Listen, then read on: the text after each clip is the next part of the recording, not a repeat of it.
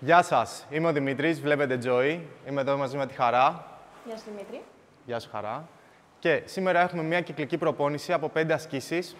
Θα δουλέψουμε 5 γύρους με 30 δευτερόλεπτα διάλειμμα ανάμεσα από την κάθε άσκηση και 1 λεπτό διάλειμμα ανάμεσα από τον κάθε γύρο. Θα κάψουμε πολλές θερμίδες, θα δουλέψουμε όλο μας το σώμα και θα είμαστε πολύ χαρούμενοι και έτοιμοι για να βγούμε στην παραλία. Η πρώτη άσκηση που θα ξεκινήσουμε είναι τα walking push-ups. Είναι μια άσκηση η οποία θα ενεργοποιήσει πολύ καλά όλο μας το σώμα και θα μας προετοιμάσει για τις ασκήσεις που θα ακολουθήσουν. Είναι κάτι και σαν ζέσταμα. Τι κάνουμε? Ερχόμαστε εδώ, τεντώνουμε χέρια ψηλά, από εδώ κάνουμε μια κάμψη του κορμού, ίσια η πλάτη, ακουμπάω μπροστά, κάνω μικρούς βηματισμούς με τα χέρια, ένα push-up. Όποιος δεν μπορεί να κατέβει στα γόνατα και να κάνει την κάμψη. Επιστρέφω και περπατάω με μικρά βήματα μέχρι πάνω. Πάμε.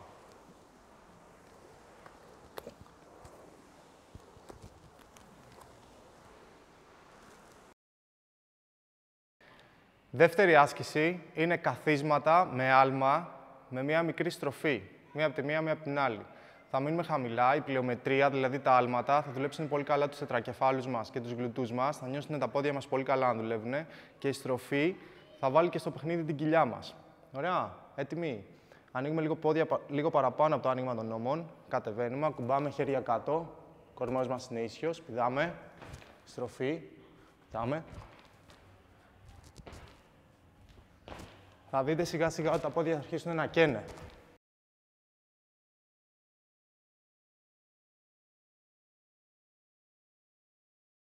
Τρίτη άσκηση. Έχουμε να δουλέψουμε κάποια kickback για τους τρικέφαλούς μας, αλλά ταυτόχρονα θα βάλουμε και ένα μικρό αλματάκι από τα πόδια, οπότε θα δουλεύουμε ταυτόχρονα τετρακεφαλούς, ράχη και πολύ καλά τους τρικεφαλούς μας.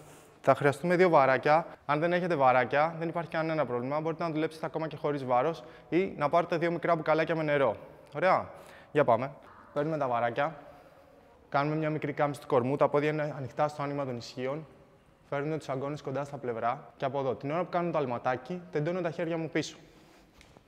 Προσπαθώ να προσγειώνομαι όσο πιο μαλακά μπορώ στα γόνατά μου, για να παίρνω τον κραδασμό από τους μυς και όχι από τις αρθρώσεις.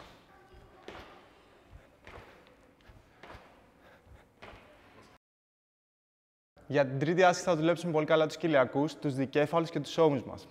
Θα ξεκινήσουμε από κάτω. Σηκώνουμε πόδια. Αν δεν μπορούμε, μπορούμε να τα πατήσουμε. Σιώνουμε πλάτη, τεντώνουμε χέρια και από εδώ. Μαζεύουμε, πιέζουμε πάνω, κατεβάζουμε, κάτω. Πάνω, κάτω.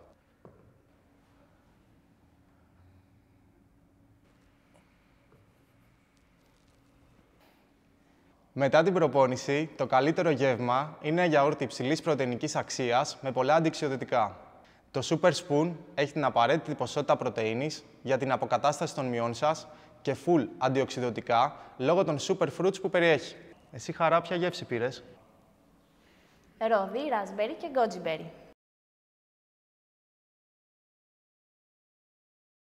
Super Spoon, η δύναμή σας σε μια κουταλιά. Είμαι ο Δημήτρης και βλέπετε Joy.